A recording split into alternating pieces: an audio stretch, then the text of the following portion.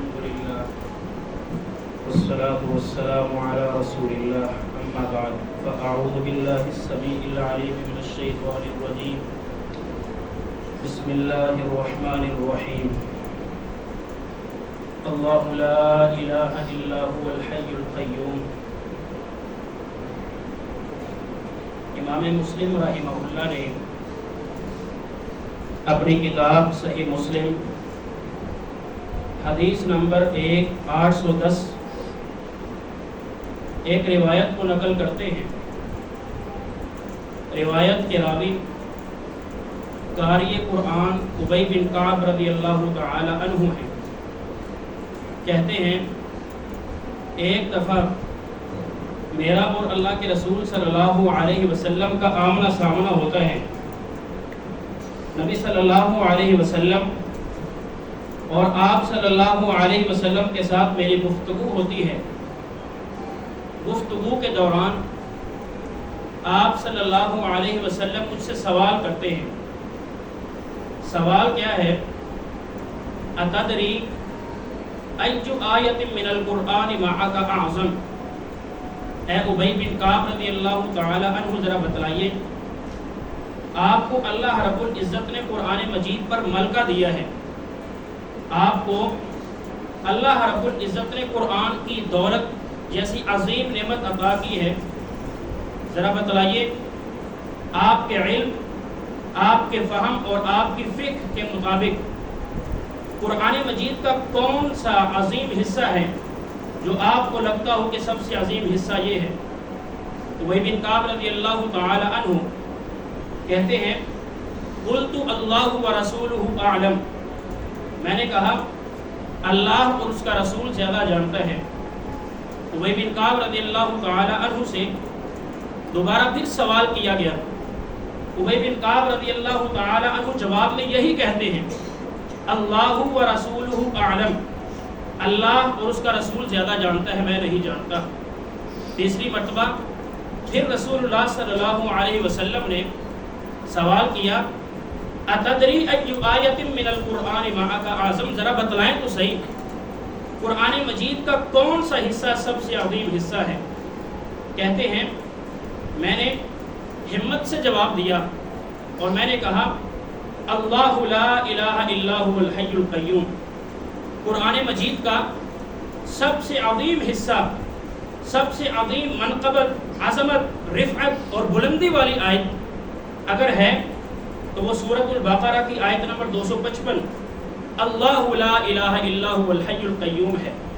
نبی صلی اللہ علیہ وسلم نے اپنے صحابی ابی بن کعب رضی اللہ تعالی عنہ سے جب یہ جواب سنا تو آپ کو اتنی خوشی محسوس ہوئی، راوی بیان کرتے ہیں فضرب یدہ، ابی بن کعب رضی اللہ تعالی عنہ بیان کرتے ہیں فضرب یدہ فی صدری، آپ نے خوشی سے اپنے ہاتھ کو میرے سینے پر مارا اور ساتھ ہی خوشخبری عطا کی، کہا واللہ، اللہ کی قسم، لیہنک العلم یا ابا المنذر، اے ابو المنذر ابی بن کعب رضی اللہ تعالی عنہ، آپ کا علم مبارک ہو۔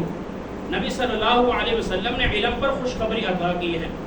یہاں پر جو بات سمجھنے والی ہے وہ یہ ہے کہ آیت الکرسی کو ہی مقام کیوں دیا گیا، آیت الکرسی کو ہی افضلیت اور شرفیت سے کیوں نوازا گیا؟ اس کے پیچھے بہت زیادہ اسباب ہیں۔ امام یحییٰ بن شرف النووی رحمہ اللہ نے کتاب فضائل القرآن کے اندر سورۃ البقرہ کی آیت نمبر 255 آیت الکرسی کی جب شرح کرتے ہیں، کئی اسباب انہوں نے یحییٰ بن شرف النووی رحمہ اللہ نے صحیح مسلم کی شرح کے اندر لکھے ہیں، لیکن آج کے اس درس کے اندر میں آپ کو حدیث سے 2 اسباب ذکر کروں گا جس کی وجہ سے آیت الکرسی کو ایک مقام ملا ہے۔ سلسلہ صحیحہ کے اندر امام البانی رحمہ اللہ نے حدیث کو نقل کیا ہے۔ اسی طرح امام ابن ماجہ رحمہ اللہ نے 3856 نمبر پر روایت کو نقل کیا ہے۔ روایت کے راوی سیدنا ابو امامہ الباہلی ہیں رضی اللہ تعالی عنہ، وہ کہتے ہیں اللہ کے نبی صلی اللہ علیہ وسلم نے فرمایا اسم اللہ الاعظم الذي اذا دعی به اجاب فی سور ثلاث، اللہ تعالیٰ کا وہ اسم نام، وہ اسم اعظم، جس اسم اعظم کے ساتھ جب بھی اللہ رب العزت سے دعا کی جائے اللہ رب العزت دعاؤں کو قبول کرتا ہے، التجاؤں کو سنتا ہے، سننے کے بعد عطا بھی کرتا ہے۔ جو مجبوری ہو، جو مقہوری ہو، اللہ کے سامنے رکھیں، اللہ کے سامنے اپنے دامن کو پھیلائیں اور اس اسم اعظم کو پڑھ کر اپنی دعا کو رکھیں۔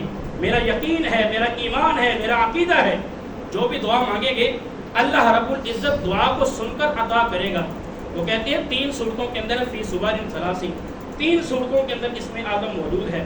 نمبر 1 البقرہ تھی، سورۃ البقرہ کے اندر اسم اعظم موجود ہے۔ وآل عمران، سورہ آل عمران کے اندر اسم اعظم موجود ہے۔ وطٰہ، اور سورۃ طٰہ کے اندر اسم اعظم موجود ہے۔ اور امام اسی طرح جو ہے نا وہ ابو امامہ الباہلی رضی اللہ تعالی عنہ سے جس راوی نے اس حدیث کو سنا اس کا نام ہے امام ابو قاسم ابو عبد الرحمن رحمہ اللہ، کہتے ہیں جب میں نے صحابی رسول ابو امامہ الباہلی سے روایت کو سنا فَالْتَمَسْتُهَا، میں نے قرآن مجید کو پکڑا، کھنگالا، اس کو سرچ آؤٹ کیا، فَوَجَدْتُهَا فِي سُورَةِ الْبَقَرَةِ، میں دیکھتا ہوں سورۃ البقرہ کے اندر اللہ رب العزت فرماتے ہیں اللہ لا الہ الا هو الحی القیوم۔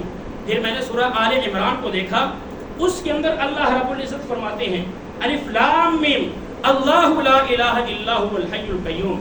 پھر میں نے سورۃ طٰہ کو دیکھا، اس کے اندر اللہ رب العزت کا فرمان موجود ہے وعنت الوجوہ للحی القیوم۔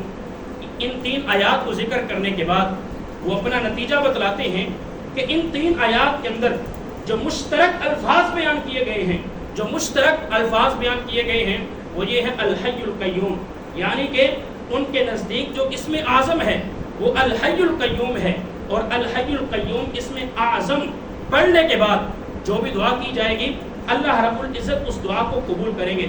اسی طرح سنن الترمذی کے اندر 1938 نمبر پر ابو امامہ الباہلی رضی اللہ تعالی عنہ بیان کرتے ہیں اللہ کے نبی صلی اللہ علیہ وسلم نے فرمایا من قرأ آیت الکرسی، جس نے آیت الکرسی کو پڑھا دبر کل صلاۃ مکتوبۃ، ہر فرض نماز کے بعد لم یمنعہ من دخول الجنۃ الا الموت، اس کے درمیان اور جنت کے درمیان اگر کوئی رکاوٹ ہے، اگر کوئی باب ہے، اگر کوئی دروازہ ہے اس کے داخل ہونے کے لیے، وہ صرف اور صرف موت ہے۔ موت آتی ہی جائے گی، وہ بندہ سیدھا جنت کے اندر داخل ہوگا۔ تو لہذا یہ ہماری ذمہ داری بھی بنتی ہے، یہ ہمیں عاقبت بنانی چاہیے اور ہمیں اس پر غور و فکر کرنا چاہیے اور اس پر ہمیں عمل کرنا چاہیے کہ جو اسباب ہیں، جن اسباب کی بنیاد پر آیت الکرسی کو فضیلت دی گئی ہے، ان اسباب کو دنیا کے اندر ہم اپنائیں اور ان کے جو نتائج ہوں گے، ثمرات ہوں گے، اللہ رب العزت کو ہمیں عطا فرمائیں گے۔ اللہ تعالیٰ سے دعا ہے اللہ تعالیٰ ہم کو عمل کرنے کی توفیق عطا فرمائے۔ آمین۔ وآخر دعوانا ان الحمد للہ رب العالمین۔